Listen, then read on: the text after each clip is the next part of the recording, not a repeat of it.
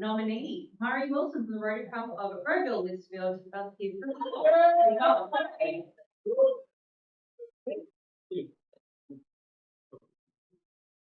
I've never used one of these things speaking, so this will be interesting. So thank you very much for your time. The role of the district government nominee is very much to look, learn and listen. And I've been following Emma and Peter around like a little sniffing dog, sniffing, well, what's going on, what are you doing, how do you do this, how do you do that? But I wanted to share with you tonight just one of the learnings I had. About 2 weeks ago, the Rotary Club Bayswater conducted as marketers call it, a focus group. There was 10 people turned up to their club rooms on a Sunday afternoon. There was club leaders, district leaders, and 5 Rotarians. And the purpose of this meeting was to listen to these 5 Rotarians. They had a background from either India or Sri Lanka. And based on the demographics for the city of Knox, this is a growing community or growing communities within the city of Knox.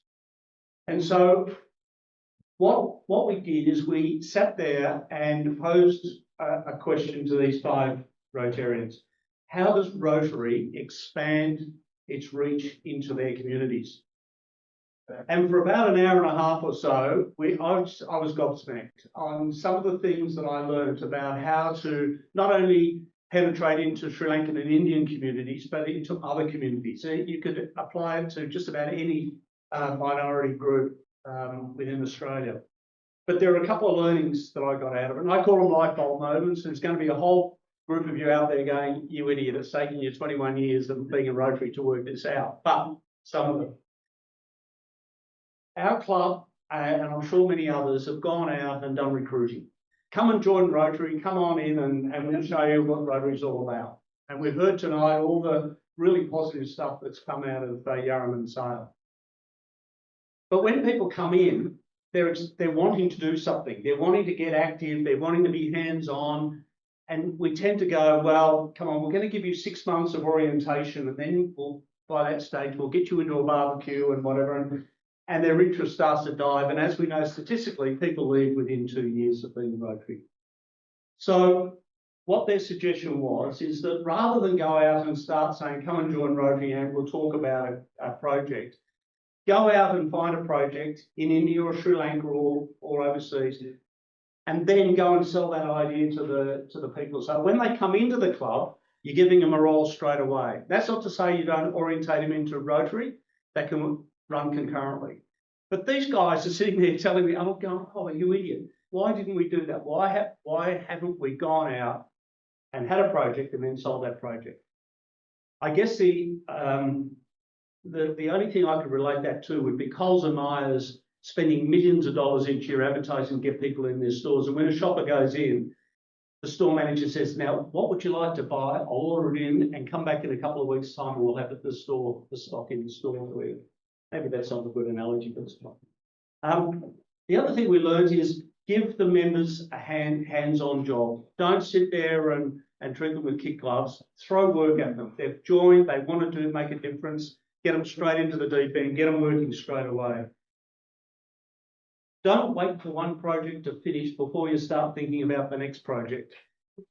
Start, as soon as you've got one project up and running, start thinking about the next project, because we all know how long it takes to get projects up and running.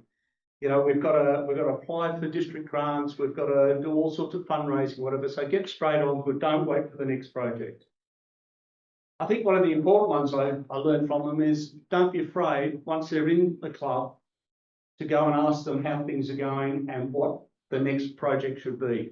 Too often we get a new person in, we do the big sales spiel, and then we forget about it because we're looking to the next member in the door. Meanwhile, we're losing people out the back door.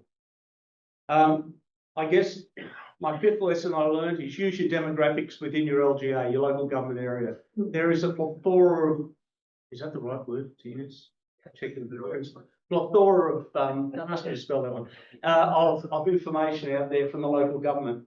I was absolutely astounded to have a look at the demographics for City of Knox and the City of Greater Dandenong. There is thousands upon thousands of people that we completely miss.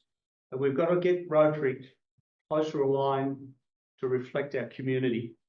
And finally, I just want to congratulate Barry and the Rotary Club of Bayswater, and more recently the Rotary Club of Roeville Listerfield, for having the, I'll say guts, to actually stand out there and go and find a solution, find a group of Rotarians and start looking for different solutions. The old Apollo 13, let's turn the argument around. Let's see what else we can dig up. So, look, Peter, it's probably not what you were expecting me to say tonight or talk about, but it was just one of those light bulb moments that I've learned. So thank you.